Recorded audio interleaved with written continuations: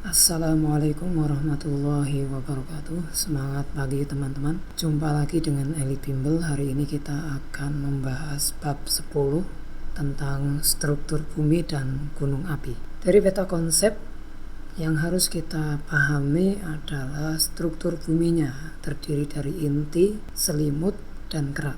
Terjadinya gempa, terbentuknya gunung api, dan bagaimana mengurangi resiko bencana dari gempa dan tsunami. Ini adalah struktur bumi ya teman-teman, yang paling dalam, dari warna kuning sampai warna kurang kuning, atau warna apa itu teman-teman. Ini disebut inti bumi. Ada yang solidnya solid api ini teman-teman. Panasnya itu setara dengan panas permukaan matahari. Jadi panas inti bumi itu setara dengan permukaan matahari, sekitar 5.000-an derajat Celcius ya teman-teman. Yang kuning banget ini inner core, artinya inti bagian dalam. Outer core ada inti bagian luar. Kemudian ada inti yang berbentuk liquid, cair ya teman-teman. Enggak cair juga sih, liquid apa ya, padatan yang masih cair tapi panas. Gimana teman-teman bisa membayangkan? Ya kayak tanah liat ya, atau tanah yang dicampur air gitu loh teman-teman. Itu liquid, tapi ini panas. Kemudian atasnya lagi ada mantel, ketebalannya sekitar sampai 2.900 km itu kedalaman mantel. Astenosfer itu yang berwarna ungu, pembatas antara mantel dengan litosfer. Kemudian yang bagian terluar dari bumi itu namanya crust ya, dengan ketebalan 100 atau kedalaman 100 km. Untuk lebih jelasnya simak video berikut.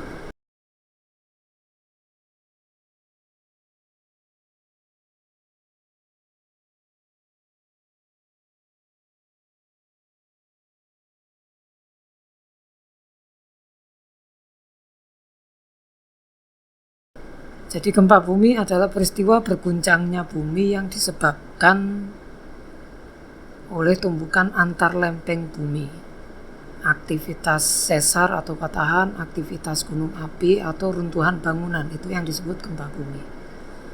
Jenis bencana ini bersifat merusak, dapat terjadi setiap saat dan berlangsung dalam waktu singkat.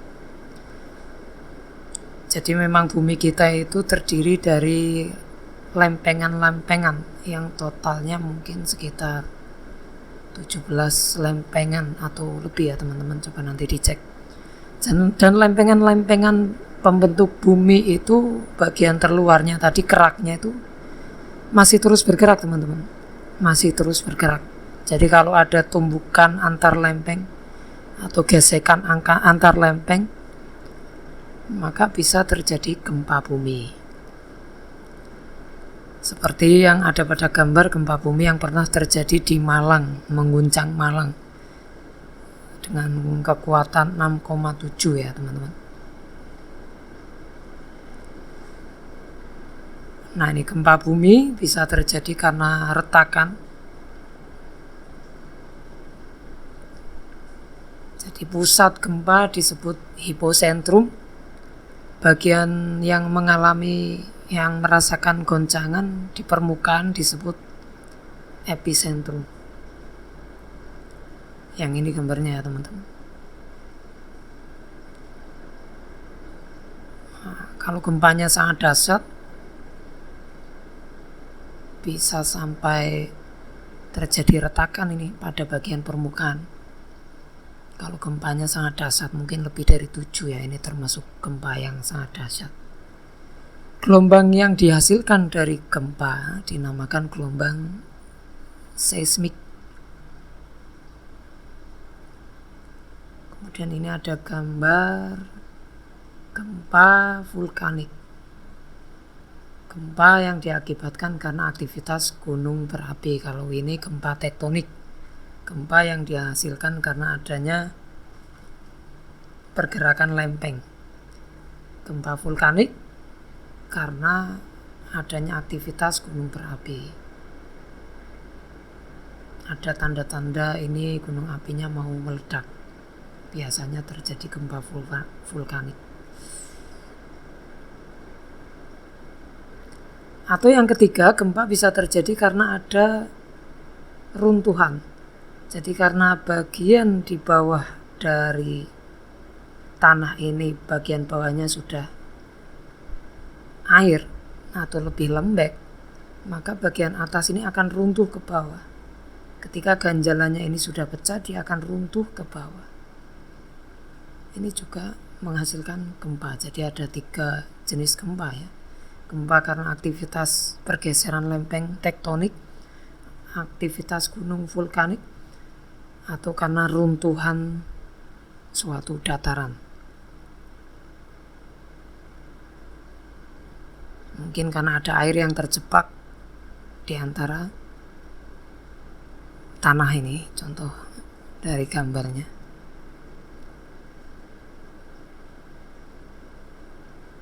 Ini adalah 2 model gunung api. Ini bisa dilihat pada peta bahwa dataran kita itu terdiri dari pertemuan lempeng-lempeng yang terus bergerak. Ini yang membuat gempa sangat mungkin terjadi, bahkan sering. Kemudian ini ada 2 jenis, 2 tipe gunung. Ini disebut dengan gunung kosmis ya, atau gunung Mar. Sedangkan yang ini dikenal dengan gunung tipe Sil.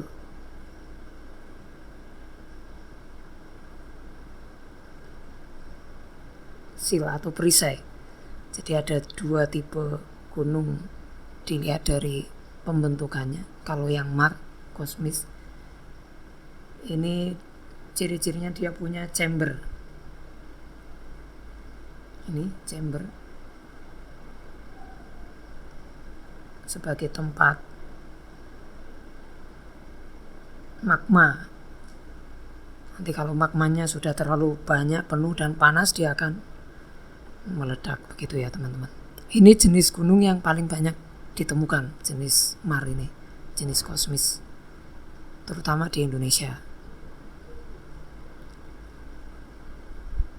Nah, ini kita lihat salah satu aktivitas lempeng yang memicu adanya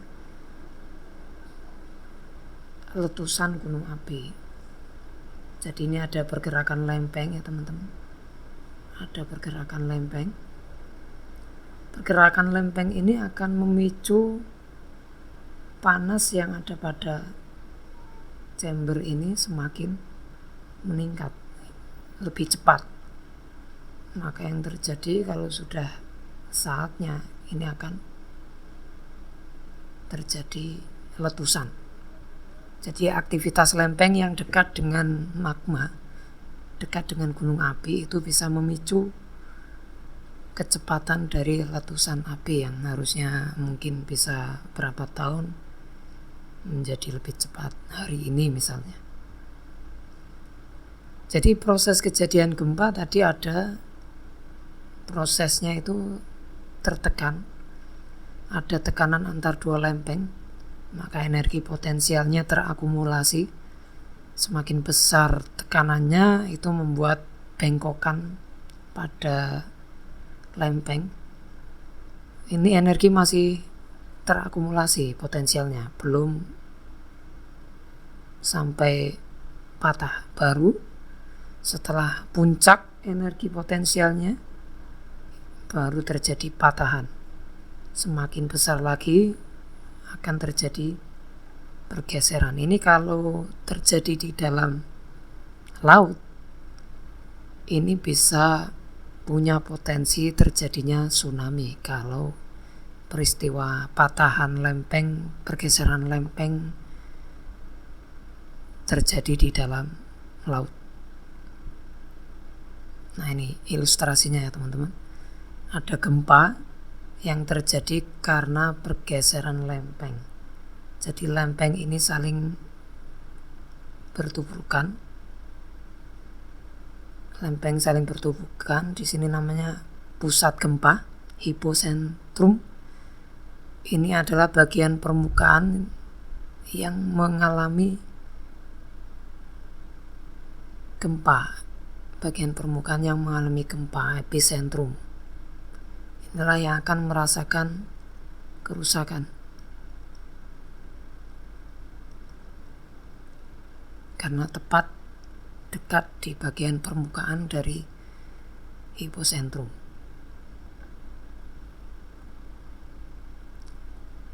Kekuatan gempa yang paling ringan 0-2. Gempa kecil 2-4.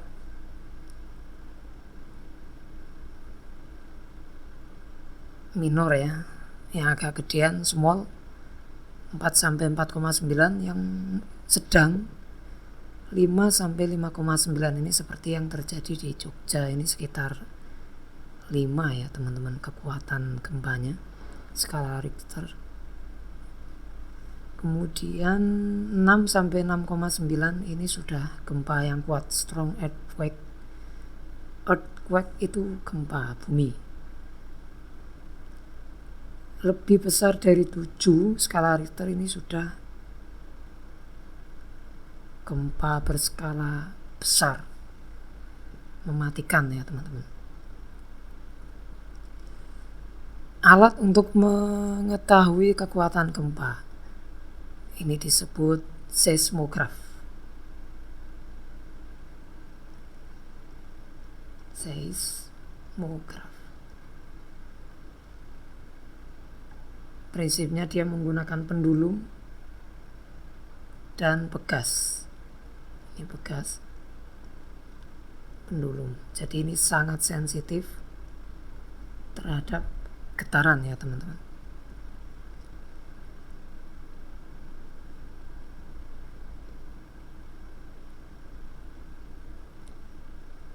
Ini adalah contoh proses terjadinya tsunami.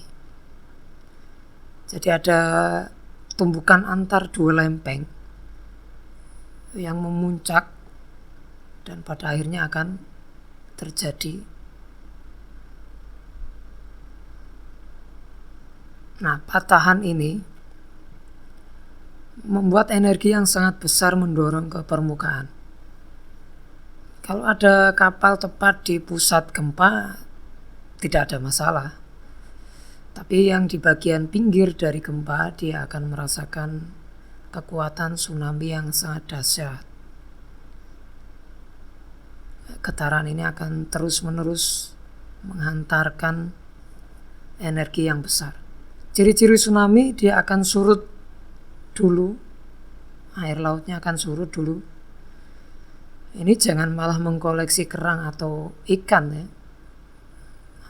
Harus cepat lari kalau sampai melihat permukaan air laut kok surut secara tiba-tiba setelah ada gempa.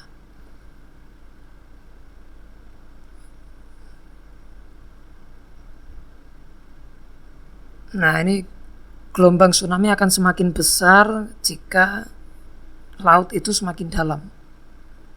Akan semakin dahsyat akibatnya jika lautnya semakin dalam. Tsunami-nya akan semakin besar. Nah, ini tadi sudah mirip-mirip, ini jenis tipe gunung ya. Ada gunung yang bertipe sil dan bertipe kosmis atau gunung bertipe gunung Mar. Ciri-cirinya dia punya chamber, kantong magma.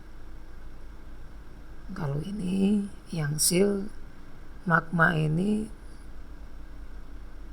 karena interaksinya, dia ketika sangat panas dia akan mendorong permukaan bumi, yakni yang pada kerak bumi. Sil ini akan terdorong, pecah, dan terjadilah letusan gunung api. Ini di gambar sebelah kiri,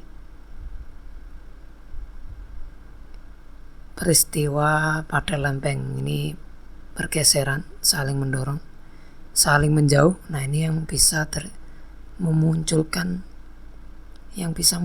adanya gunung Sil ini di sini. Kan ada lempeng yang saling menjauh. Ini masih sama dengan yang kiri.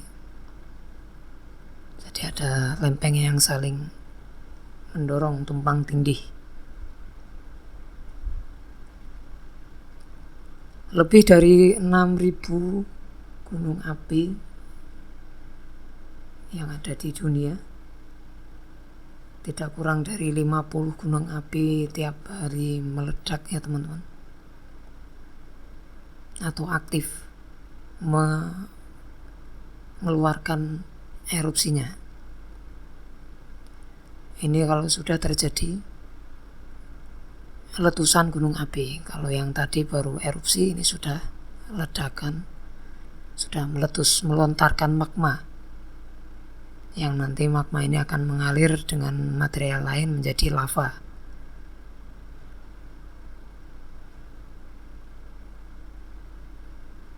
Magma terlontar menjadi lava, mengalir dengan material lain menjadi larva ya teman-teman. Nah, ini tadi sudah ketika ada aktivitas lempeng, di mana lempeng ini bergerak mendorong ke bawah, memanaskan, membuat magma ini menjadi mengeluarkan uap terus menerus, makin panas. Magma yang ada di chamber ini akan terpengaruh juga menjadi semakin panas. Ini akan memicu, mempercepat terjadinya letusan gunung api. Kalau yang tadi jenis gunung api kosmis, yang ini jenis gunung api Sil atau perisai. Ini adalah peta Ring of Fire. Bisa dilihat pada peta bahwa Indonesia ini termasuk Ring of Fire dunia. Bahkan gunung api terbanyak di dunia itu ada di Indonesia ini, sekitar 127 kalau tidak salah, gunung api yang aktif di Indonesia.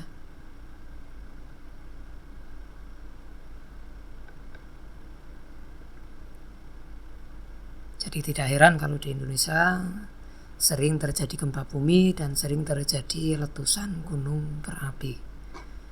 Setidaknya sudah tercatat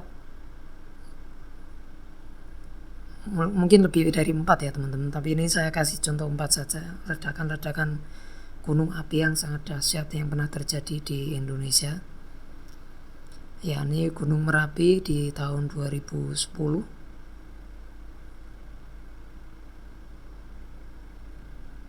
dengan lontaran material yang luar biasa, udus gembel, dan ini memakan korban yang sangat banyak, termasuk juru kuncinya Mbah Marijan juga meninggal di sini 2010. Kemudian yang lebih dahsyat lagi ada Krakatau pada tahun 1883. Ini Krakatau meledak. Ini letusan Krakatau dibandingkan dengan letusan Tambora, baik bisa dibayangkan teman-teman, nggak ada apa-apanya nih. Tambora meledak pada tahun 1815. Dan yang lebih mengerikan lagi adalah letusan Gunung Purba Toba.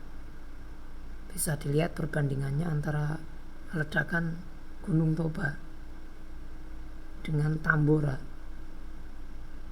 Jauh sekali perbandingannya teman-teman. Bahkan akibat dari ledakan Tambora saja itu sudah bisa merubah iklim dunia. Sampai di dataran Eropa sana terjadi musim panas hampir sepanjang tahun. Apalagi ini yang ledakan Toba ini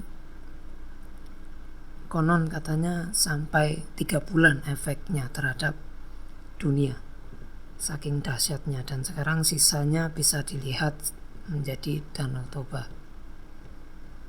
Ini yang terbaru, adanya letusan Gunung Semeru. Akbar ya Allah, la haula wala quwata illa billah.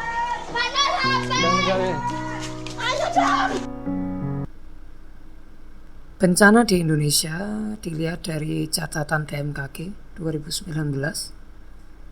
lebih dari 3.000, 2021 lebih dari 1.000. Jadi ada pengurangan bencana ya teman-teman. Tapi kalau dilihat dari korbannya, di tahun 3000 itu, di tahun 3000 korban meninggal 4.000. Di tahun 2021 korban meninggal 500. Ada peningkatan dari korban jiwa. Dan ada peningkatan juga dari korban yang menderita, yang 6,1 menjadi 6,2. Begitupun dengan kerusakan. Ada kerusakan parah dari 15.000 lebih menjadi 16.000 lebih. Jadi secara jumlah bencana memang berkurang, tapi secara akibat dari meninggal, kerusakan dan lain-lain itu ternyata lebih parah. Di 2019 gempa bumi, gunung meletus. Gempa bumi ada sekitar 30-an, gunung meletus, erupsi sekitar 7. Sedangkan di tahun 2021 gempa bumi 23. Erupsi gunung api masih 0, ini berarti kalau dicatat yang Semeru baru sekali ya. Banjir terus meningkat, ini data dari 2021 dibandingkan dengan 2019. Jadi untuk banjir setiap tahun memang kecenderungannya akan selalu meningkat. Karena dari materi sebelumnya kita juga sudah membahas tentang pemanasan global yang terus meningkat suhu permukaan bumi, yang membuat kutub menjadi semakin mencair, permukaan air laut semakin meningkat. Yang sempat saya sarankan untuk menonton film Tenggelam Dalam Diam karya aktivis Dendi Dwi Laksono ya, aktivis ternama ini teman-teman.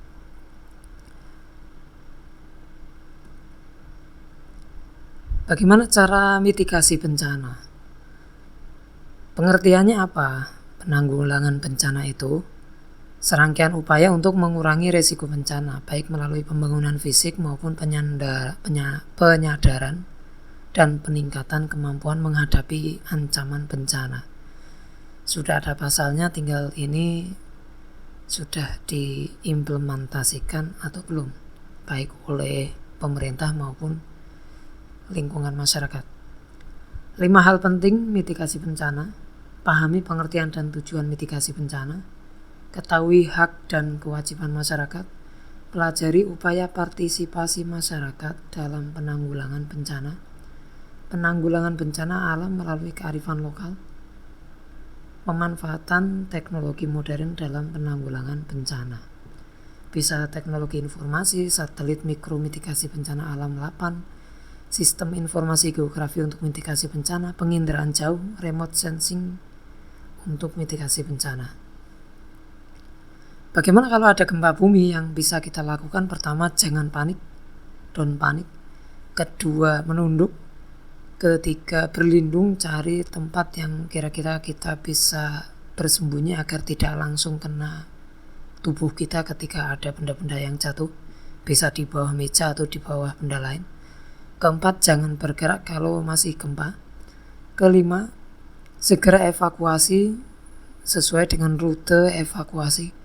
Keenam, berkumpul di daerah yang sudah diberi tanda sebagai tempat berkumpul ketika terjadi gempa.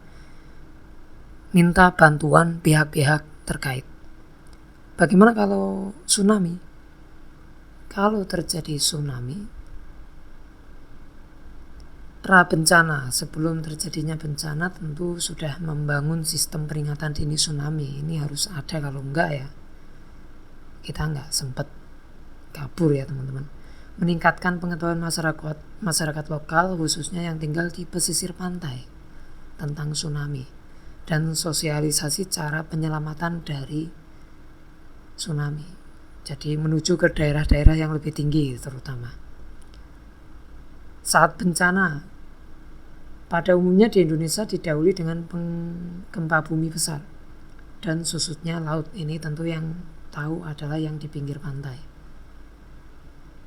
Dengan adanya sosmed, dengan cepat yang di pinggir pantai bisa mengabarkan via sosmed.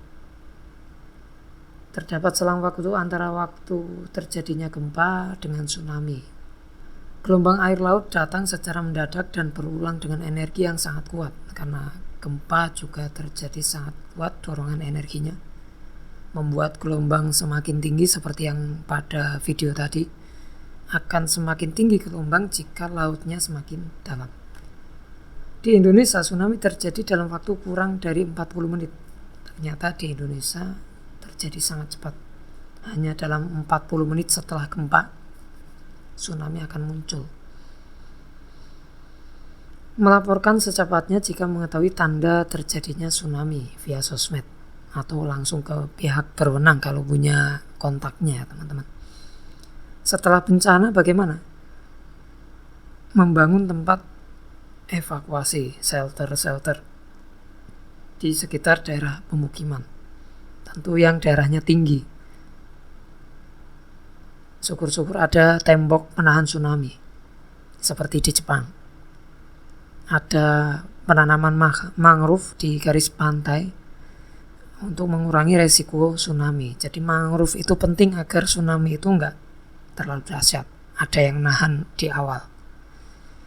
Itu kira-kira yang bisa kita lakukan untuk mitigasi bencana secara lokal ya. Kalau secara luas ya itu harus dilakukan oleh pemerintah. Dalam surat Al-A'raf, gempa bumi yang menimpa umat Nabi Saleh. Karena itu mereka ditimpa gempa, maka jadilah mereka mayat-mayat yang bergelimpangan di tempat tinggal mereka. Ayat 91 di surat yang sama menunjuk kasus gempa yang dialami Nabi Syuaib. Lalu mereka dibinasakan oleh gempa bumi sehingga pagi harinya mereka bergelimpangan dalam rumahnya. Jadi alasan musibah didatangkan oleh Allah. Terjadinya kerusakan di darat dan laut akibat ulah manusia. Bencana menimpa manusia karena kesalahannya. Allah menimpakan siksa bagi yang zalim. Allah menjatuhkan bencana pada yang ingkar sebagai balasan. Ini kalau kita lihat pada manusia-manusia terdahulu, Allah itu memberikan bencana itu ada alasannya. Rata-rata memang untuk mengazab, memberi siksa, memberikan efek jera kepada manusia terdahulu ya. Tapi kalau untuk manusia modern, kayaknya dengan adanya perkembangan akal, kecerdasan dan lain-lain, teknologi dan lain-lain, harusnya ini bukan azab ya. Bisa dilihat dari 3 kemungkinan ketika Allah memberikan bencana, ketika alam terjadi bencana. Bisa untuk ujian, hukuman, atau pembinasaan. Nah, azab ini kayaknya enggak. Hukuman juga enggak. Yang lebih tepat kalau di era modern ini menurut saya itu Allah menguji kita. Menguji kita bagaimana kecerdasan dan teknologi kita mengantisipasi agar alam ini bisa kita kholifai, bisa kita kelola agar menjadi sejahtera hubungan antara manusia dengan alam. Begitu teman-teman. Terjadi keharmonisan dengan alam itu menjadi kewajiban manusia sebagai khalifah di bumi. Thanks for watching, sampai jumpa lagi. Terus dukung kami untuk video selanjutnya agar tetap semangat ya teman-teman. Wassalamualaikum warahmatullahi wabarakatuh.